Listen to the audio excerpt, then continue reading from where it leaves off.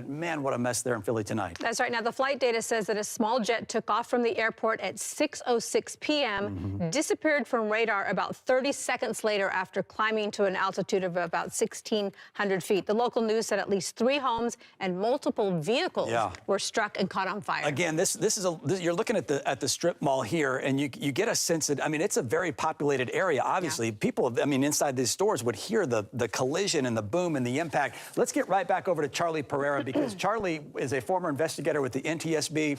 You just happened to be joining us to talk about the midair collision that happened Wednesday night at Reagan National. Charlie, you've been working your sources. What do you know about this crash in Philadelphia? Well, it's a medical flight. Conflicting reports. Some say 6 people on board. Some are saying 2.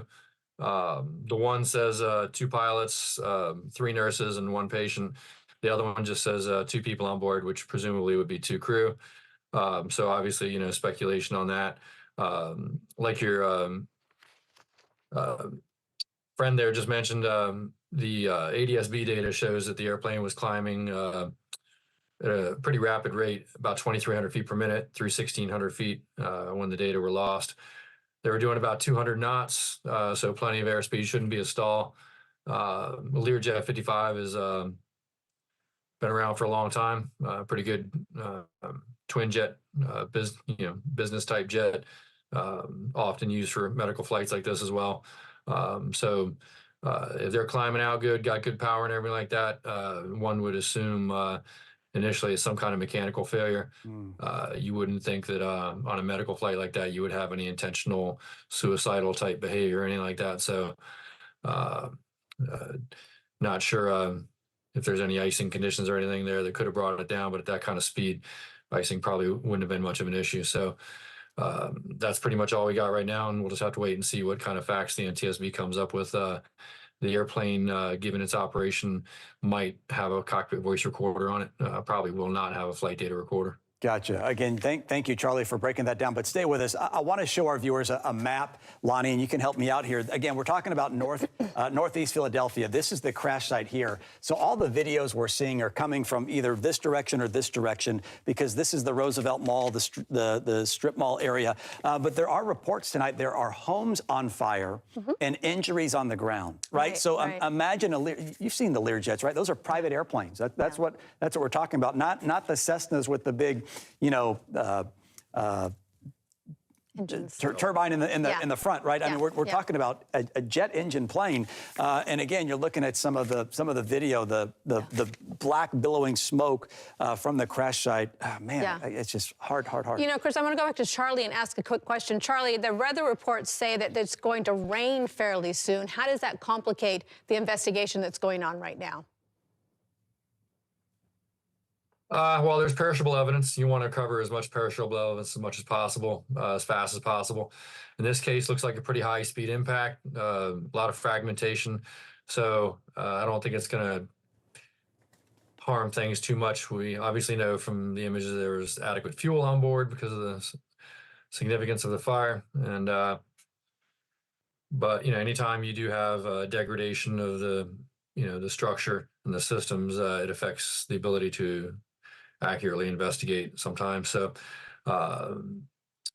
NTSB is pretty busy in Washington, D.C. right now, but they have plenty of field staff along with the FAA staff from FSDOs that place in the district office. So yeah, there's a lot of distribution there of airplane parts and fire. You can't see it just on the backside. Sorry, Charlie. There's actually a vehicle on fire. One of those things burning. And we'll see if it goes back to that shot. I just took the time to actually watch the video for the first time, because we're watching it as it comes in with you guys. But that's actually a car right there. You can look. You can see the door. That's actually a passenger vehicle. Charlie, is a crash like that survivable? No, that's not a survivable crash in my opinion. And help us understand. You have that much. Go ahead. I'm sorry. I refer to them, sometimes people ask me questions like that. It's kind of like a flying beer can. These things are made out of aluminum. And when they impact like that at high speed, the aluminum tends to fragment into small pieces. You do have some big pieces left of your larger mass structural items like the engine cores, the landing gear struts. Ironically, the flight crew seats are very structurally rigid, so we usually end up having flight crew seat remnants. But the rest of it is usually small parts, and unfortunately, the human body, when it passes through all those small shards of sharp aluminum, the unfortunate reality is an unfriendly description that I have often used is the human Cuisinart effect. So not very friendly to the human body. You know, Charlie, we did just get a confirmation that there were 6 people on board. That's from Sean Duffy, the transportation secretary. So 6 people on that very small Learjet. And as you said, not survivable. Yeah, so the report that I got about 2 crew, 3 flight nurses, and 1 passenger, that's another component to this very tragic week in terms of air safety. So they do, from my experience, tend to come in groups. It's sad, but hopefully, as with the past 50 plus years of aviation investigations, their suffering will not be for naught, and we'll investigate, determine the probable cause, and develop safety recommendations to prevent recurrence with part of the tax dollars that we pay here in the United States. The reason why we have the safest transportation systems in the world is so that we can develop these safety recommendations and prevent these tragedies from happening again. It's not much consolation for the families right now and the friends, but know that the United States spares nothing in doing the best we can to prevent these things from happening again after we learn the lessons.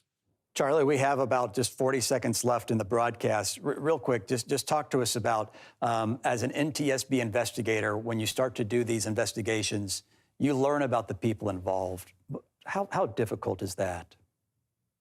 Well, I still represent a lot of family groups right now in my private practice here in Savannah Beach Bonanza accident. I'm still working right now. I have the family's picture of the family taped to my wall right now to remind me of the gravity of my job and the significance of it, and how I want to remind myself to continue to work as hard as I can to try to represent those family members. And the board, the NTSB, does the same thing in its duties as well. So, Charlie, thank you for joining us tonight on such short notice.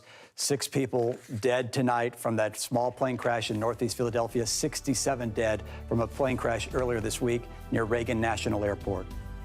Dr. Phil Primetime starts right now. Welcome to Dr. Phil's Merit TV. Tonight on Dr. Phil Primetime. She's the dance coach who turned young performers into